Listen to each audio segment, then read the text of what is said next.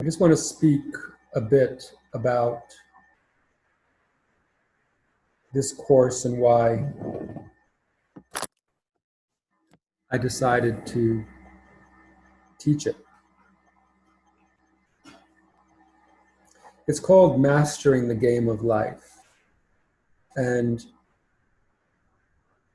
we are here in this world, and sometimes we forget why we are here, and that this thing that we're doing here is temporary.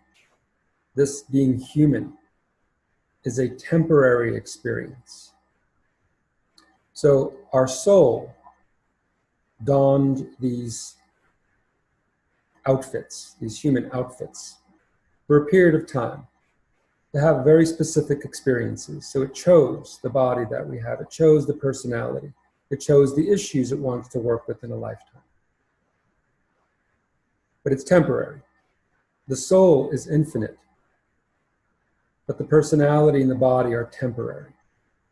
This is very important because if you are not aware that there is this distinction with our soul and our temporary vehicle, then we think that this world is real.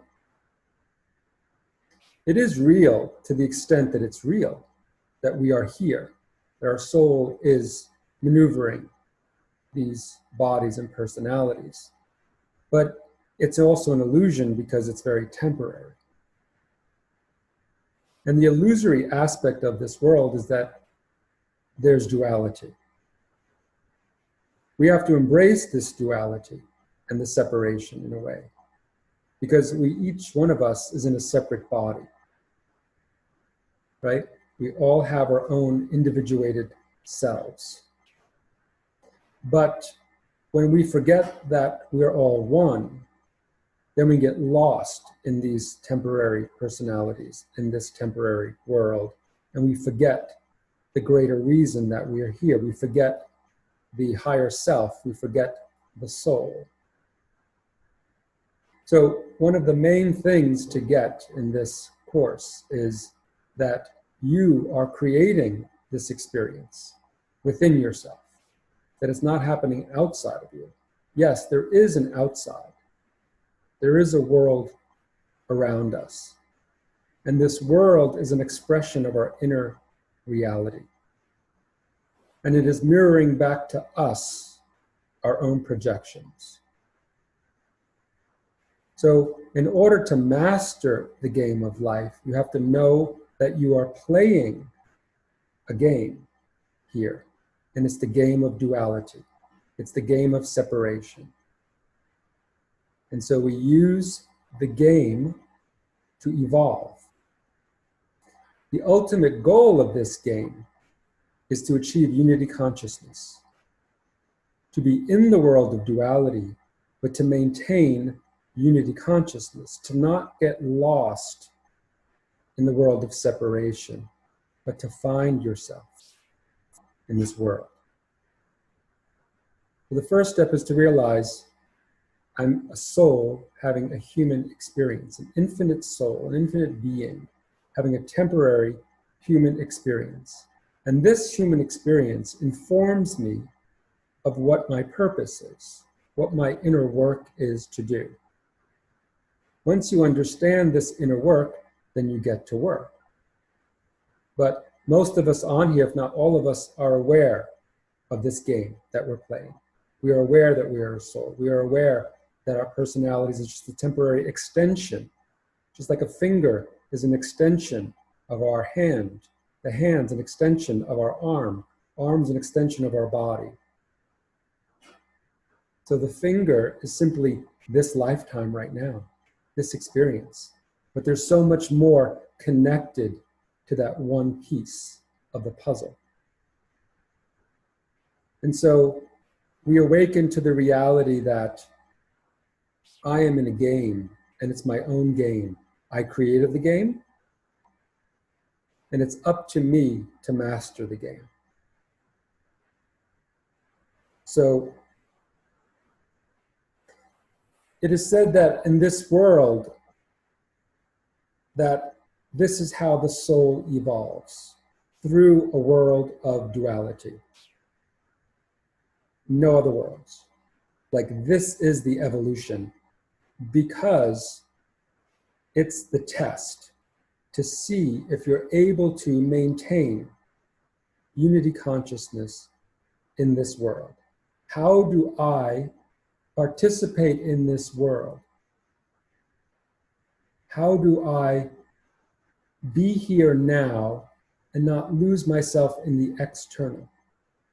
And so we create experiences for ourselves that help us to awaken, to realize that I am much greater than this mind, this body, this experience.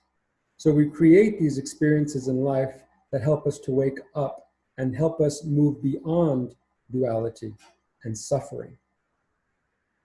And so we're in a time right now of exponential increase in energy, which allows us, will allow us to evolve much, much more quickly on this planet. And so we have the opportunity to do that if we know how to use the energy that is coming our way, coming into this world. Significant amount of spiritual energy that is arising within this world and within each one of us. And as the energy increases, as the light increases on the planet, so too does the shadow increase. And the shadow is within us and all around us. So we can focus on the shadow outside of us. We can try to figure out, like, what's happening, why is it happening, what does it all mean? That's one way to deal with this.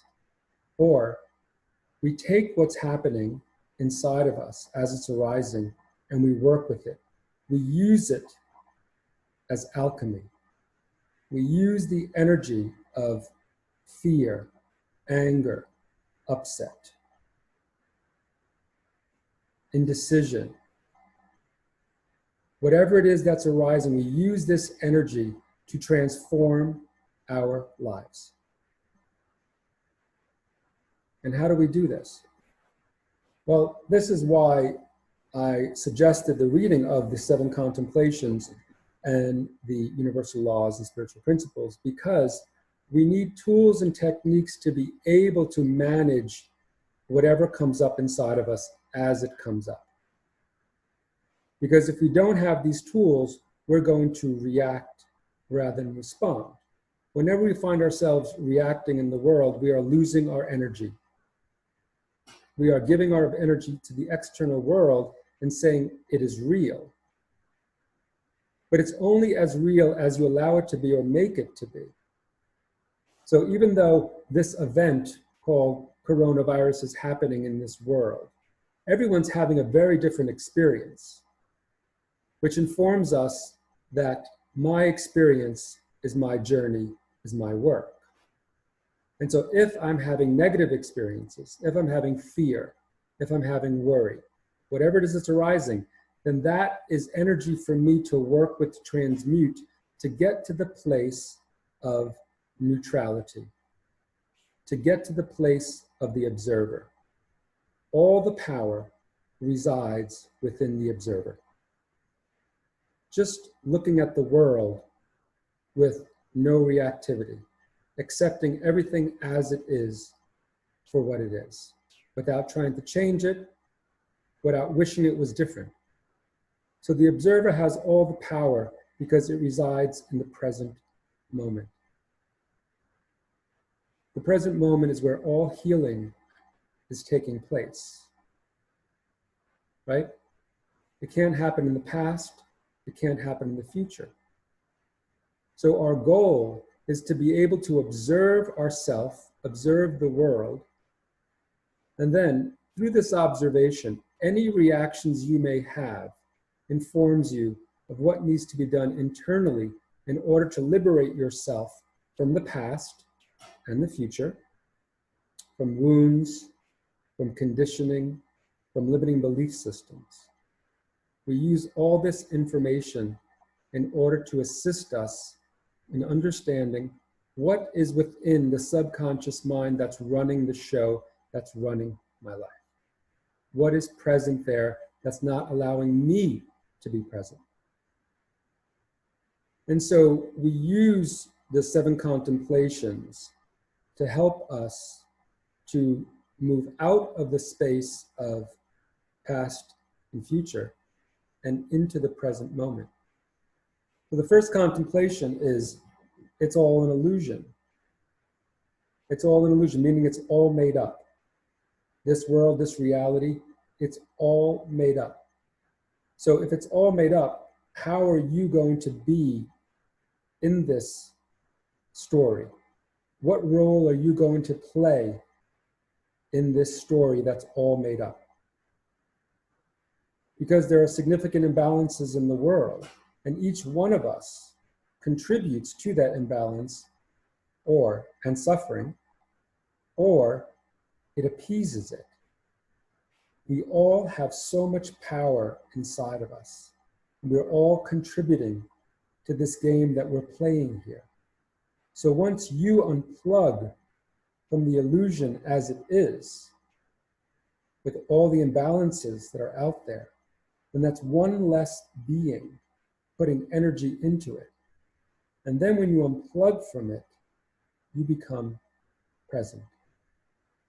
And it is your presence that begins to change the world back to balance, because presence is balance.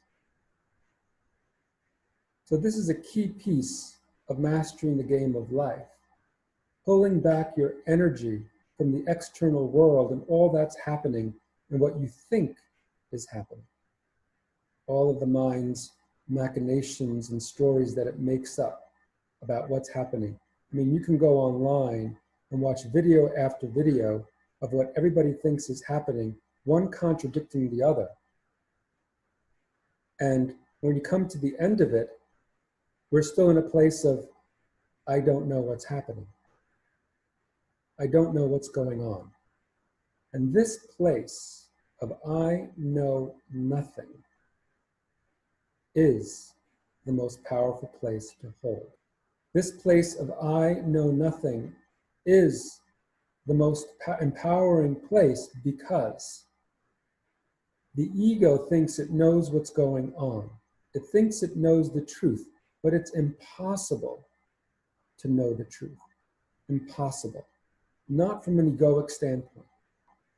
The truth with a capital T is infinite. It's beyond the beyond. The only way to know the truth is through the emptiness, through the void of not knowing. And cultivating emptiness is a daily task. To keep surrendering all of our thoughts, all of our feelings, all of our reactions, and returning to that place of I know nothing. Contemplation number 6.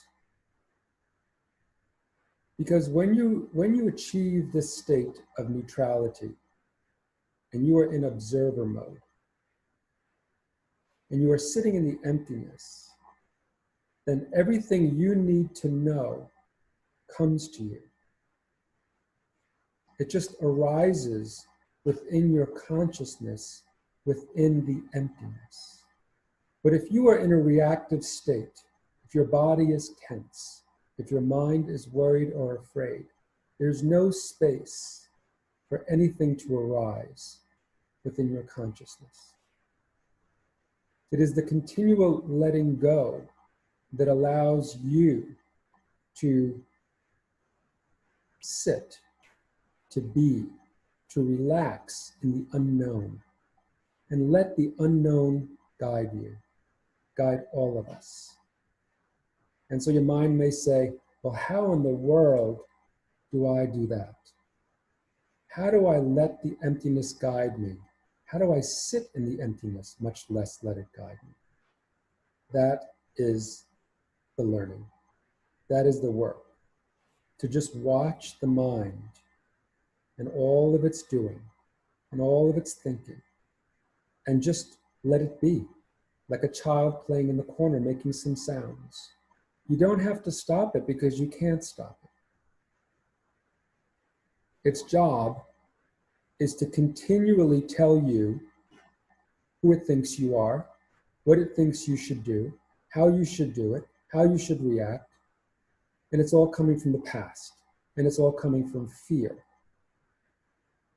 You are not any of those thoughts. You are not your mind. You are not those thoughts. They have nothing to do with you. It's all about conditioning, education, what you were told earlier on, how you were informed by your coping mechanisms, defense strategies. All these things make up your mind, your thinking, continually thinking mind. So it's up to you to simply observe it without reacting and say, that's very interesting. That's interesting, that thought. And you can actually work with the thought because it's informing you of what needs to be cleared within the subconscious mind. So we're not trying to stop these thoughts. We're not judging these thoughts. But we take note of these thoughts because the thoughts are informing us of the inner work we need to do. If we're judging someone, if we're angry at someone, if we are afraid of something, these are all things to work with until we get to the plateau of neutrality. The goal is neutrality, non-reactivity. From this place of non-reactivity, you become a master of this world. You can master this game.